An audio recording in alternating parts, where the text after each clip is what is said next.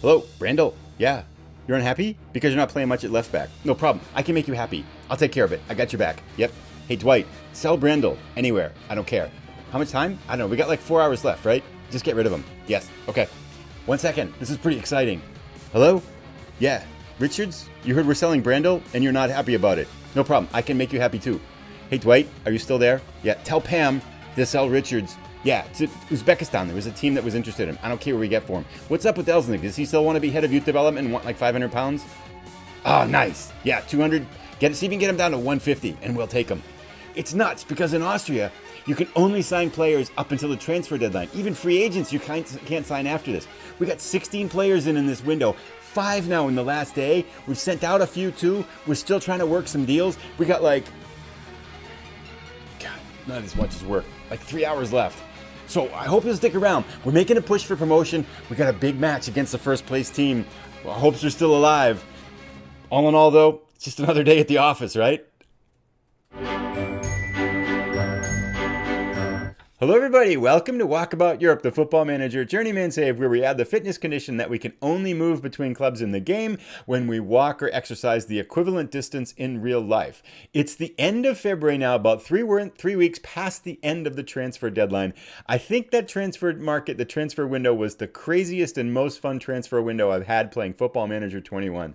16 players in, 4 new starters, about 6 players that are going to be in and around the first team, 5 players picked up on the last day. And again, in Austria here, we can't sign anybody, not even free agents, after the transfer window closes. And we had 500 pounds to work with.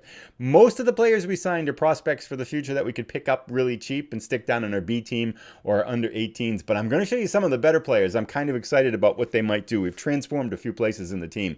We'll talk about that in a moment, though. First up, I want to show you where we are and how things are going. When we last left, we had that drab 0-0 draw against Vorwärts Steyr, who was, I think, in second place at the time. We've continued our winning ways, winning 3 of our last 5 matches, including a 3-1 win over that strong Wolfsberger AC team on the road. It's that parent team that has a £6 million budget, and they were a strong opponent. We played a tactic that we're going to play again today because we're in a similar situation going up against the first place team today in a little bit, SV Allerheiligen. And we had luck with them, beating them 2-0 at home, but now they're at the top of the table and their form has been red hot. And where do we sit after all this, you may ask? Here we are. Second place. 2 points behind them. Now, they have a match in hand, and the 2 of the 3 teams behind us have a match in hand, too. Wolfsberger AC and Deutschlandsberger. We're being chased by burgers as the season runs down here. I was thinking, too, so we have, by the way, 6 matches left. We played 28 in the season, so 2 points out of first place. First and second make a playoff. So right now, if the season were to end right today, we would make one of those 2 playoff spots. But here's the thing. This is my 4th season now with Football Manager 21, and I was looking back over the results. In the previous 3 seasons, we've had a chance to win the title with 2 matches left to go. And a reasonable chance, not like a completely impossible, like everybody has to lose and we have to win all our matches kind of thing. We had a reasonable chance to win it, and we have yet to win silverware, at least a first place in a title, playing Football Manager 21. And here we find ourselves with potentially another similar situation where we're chasing a title, chasing a playoff spot as we end up the season here. So it's fun anyway. They're exciting seasons, but it's been a little bit nerve-wracking here. It looks like we're right in the thick of things again. Today, for our title hopes, is a critical win, because if we lose, we would be 5 points behind them, and they would have a match in hand with only 5 matches left to go for us. That would make it long odds. We really need a win today. A draw, and we're still alive. But let me show you a couple of our, before we jump into the match, let me show you a couple of our transfer signings, because a couple of them are pretty interesting. Here on the left-hand side, 16 players in January, 3 players out. Got a couple that I want to show you. This guy is a cool story. Dieter Elsnig. So Dieter is one of those guys that came in at the beginning of the probably about a month or 2 before the transfer window. One of our scouts recommended him, brought him in on a trial. I tried to sign him, and he wanted to be like the head, I kid you not, he wanted to be the head of youth development in addition to a player. He's 33. He wanted us to like name a stadium after him. He wanted us to buy him a car. I mean, all these kinds of demands. And he wanted like 600 pounds a week, which our max is like 200. So I'm like, okay, we can't sign you. But I kept bringing him in as a trialist and like having, put my arm around him in that way you do in Football Manager 21 and just kind of getting to know him a little bit. Went out for beers a couple times. I offered him a contract again, and he had dry. He didn't need the stadium named after him, and he didn't want to be head of youth development, but he still wanted 500 pounds. So fast forward to the end of the transfer deadline. There's about 6 hours left to go. We've got him on a team in a trial. I go up to him and say, hey, you interested in signing for us? This is really your last chance. And he's like, no, I'm still kind of ticked off because of what happened in the last negotiation. So I put my thinking hat on, new one, and I said, wait a second, maybe if we release him from his trial, he'll start to go home and he realized he hasn't got anywhere to play football. So I did that, and I called him back up an hour and a half later. Demands were 200 pounds. We signed him for 170 pounds for a year and a half. Check this out. His numbers are really good. He can play. We need him for left wing because we just weren't getting a lot of production out of left wing. So I really desperately wanted a left winger. So that's where he's starting now for us now. But good acceleration, good crossing, really good numbers, blue and green all over the place for this level. Last season in second league, the league above us in Austria, he played 25 matches with a 6.83 rating, 6 goals and 4 assists and 1 player of the match. So if he can keep anywhere close to that form, he should be a big force for us in this league. A couple of other players, we completely redid our midfielders. I did not like our midfielders. They were always complaining. They had low determination. They're the ones we kind of inherited. And that guy, the loney guy, that all he wanted to play was Mazzala. And as soon as, even when I played in Mazzala, his manager called me up every single month this season and said, why aren't you playing him in Mazzala? And I would say, I am. And then he would say, okay. He did that like 6 times. It's really irritating. Finally, they sold him, so he left. Then we had another midfielder, Yannick Johnson, who was just kind of getting irritating and low determination.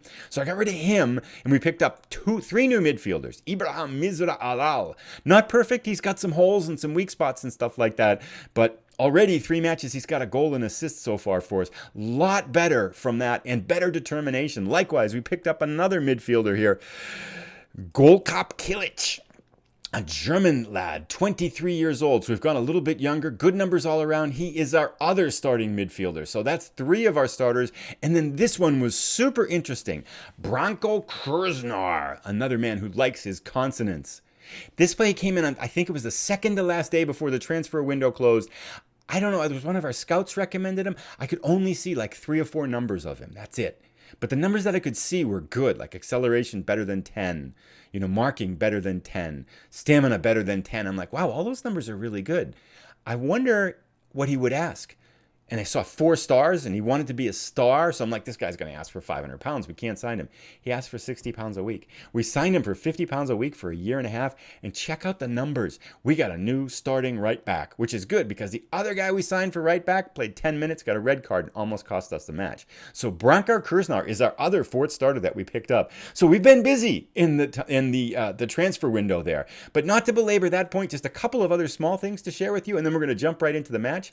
Check it out. National A license in that top right hand corner. Graduated, and our finances were in that kind of weird spot where they had gone from insecure back to secure. So I went to the board and I said, right after I got it, I said, I want to go for my Continental C. And they're like, sure. So we're studying for a Continental C, about 3.5 more months, and we'll have that. So that's good. 2 badges this season, which is fantastic and amazing. In less optimistic, happy news, I did take a look. You might be wondering, like, what happened to Rositz, the team that we were with last year? Unfortunately, Slovan Rositz is now 13th place out of 14 teams, 4 points into the relegation zone. They've had an abysmal campaign. So it's a little bit too early. They got 11 matches left to go. It's a little bit too early to have a moment of silence for Slovan Rositz, but it is kind of sad to see the whole team fall apart. I was digging into it, and the players they're playing and the players they got on the bench, I don't know. But there may be an opportunity there because I noticed a lot of their players' contracts end the end of this year. So maybe we can bring a couple of them back. Schwartz or something like that. Patrak. We could use a striker too. But that's pretty much everything. It is time for us to jump into our match and get started. Here's what we're going. This is the formation we've pretty much used all year except for a couple of small exceptions. We've got our new starter, Kurznar, at right back. Otherwise than that, everything looks pretty familiar. Dieter Jensen now is accomplished, I think. Yeah, accomplished at ball-winning midfielder, rating now up to a 6.72. So he's getting there. Some of his numbers are up too. Our two new midfielders, Elsnig, our 33-year-old winger out on the left, newly acquired, and I may have found a solution for striker, Bastian Bayer. He's up to 3 stars now. All he can do is poacher. That's it. He can just run and kick it into the goal. So we're still in search of that complete forward that doesn't freak out all the time or isn't inconsistent. But he's been pretty good. 5 matches, 3 goals with a 7.24 rating. And then we bring in Mr. Inconsistency, Taffner, as a super sub late, and he seems to score every time we do that. So our plan today, though, we've got our standard 4-1-2-3 formation. We're going to be playing against the better team on the road, so we're going to try to soak up pressure. So we're pulling our front line back a little bit, going for some passing into space, trying to hit Bayer over the top to get him in behind the defense. This is the formation that we used balanced against the Deutschlandburgers, not the Deutschlandburgers, the Wolfsburger team, and we beat them handily 3-1. It worked really, really well. So we're going to try that again, and then underway we go. I'm going to talk to the lads in the locker room, and I'll see you out on the pitch. All righty, we are underway here. Hopefully we can pick up where they've got a shot in the first minute already. Hopefully we get something a little bit better than that drab 0-0 match we had before. That was a little bit disappointing. I mean, this is first place, second place. This should be something good here happening, although we're just flying along. 12 minutes, 13 minutes. Uh-oh, Bayer's got a card already. Let's sort that out. Player instructions. Ease off tackles, Mr. Bastian Bayer. And we're just about ready where we can shout in some encouragement. This team likes to be encouraged. And they also demand more, too. That's been working pretty well here, too. Our numbers look fairly good, although Bayer's having a rough time up top here. But it takes him a while sometimes to play into the match. Gosh, they're going a 4-2-3-1. Time is just flying along. Oh, here's our first highlight. Okay, Tannert, our keeper, blasted out. We are in green and yellow. Lowe controls the ball. Mark Lowe, you might be asking, how's he been doing? He has not scored since he got hurt, and he got hurt again. His form has been off, although he's looked better recently. We've been playing a ton of friendlies to try to get our form back in shape here. Long one.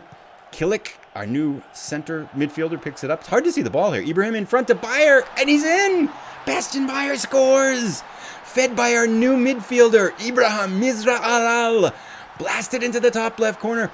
Bayer has a finishing of 16, which is, I mean, this is what he can do. He's just super fast, and he can finish. That's all he can do. Don't expect him to pass. Don't expect him to look up. Don't expect him to see any other players. That's the only thing he can do, and that's the only thing we've got him out there to do. Ideally, I'd like to, it depends on what happens, but ideally, I think over the summer, we really want to get a full attacking forward that can do more than that. Because when Taffner's on, we look really good. It's just that he's so inconsistent. Let's do, I don't want to do encourage. Never do encourage when you're up, right? Someone put that in the comments too, which I've since learned. Uh-oh, this looks like a highlight to them. Flip it in. Uh-oh, closing down on goal. Flips it on the right side. Close him down. Junkai, block that shot. Uh-oh. Oof, just wide. Shots fired here. Boy, the expected goals is 0.21 to 0.13. Not much offense going on here. I would be perfectly happy. Maybe this is kind of what happened in that last game against the Wolfsburger team, is that they pushed up and then they had to take some risks, and we could hit them on the counter here. Don't get complacent out there. I'm going to talk to the team, and then we'll be right out there in the second half here. All right, everybody's inspired and motivated, and we seem to be ready here. And I notice Lowe is at a 6.4 out on the right wing. Kersner at a 6.5 as our new fullback on the right side too. So our right side's struggling a little bit. We might get Lowe off as our first substitute because we do have a very good and sufficient replacement for him. And it looks like Elsnig's getting a little tired on the left. 60 minutes in, things are just sitting around here. Let's see. Matthias, always press. Yeah, we'll do that. And Leitinger, what are you talking? Oh, he's probably one yellow. He's been one yellow card away for months. Let's bring in Linhart. Winger attack. Get up there. There we go. He has had some good luck as a sub, and that will get rid of our lowest rated player here. They'll be perfectly happy to sit on this highlight, just as I say that. Pick up first of the ball, boys. Flipped on. Werdinger picks it up. Back to Tannert. We have Jensen. Hang on one second. Jensen's on a yellow here. Linnert flips it over. What's going on? Dudek. I feel like they're going to make a mistake. Give it to us. They gave it to us. Zirk into Linhart. Linhart closes in. He's going to fire. Not much there with that one. Let's take care of Jensen's player instruction. He's going to have to be a defensive midfielder because then we can ease him off tackles. Okay, let's keep going. Well, that was a highlight to us. We'll take that. Jensen's on a 6.4. He's going to be the next one we pull out. Yes, and he looks like he's struggling emotionally here. I'm not quite sure what's going on there. I'll make that sub, then we'll be right back.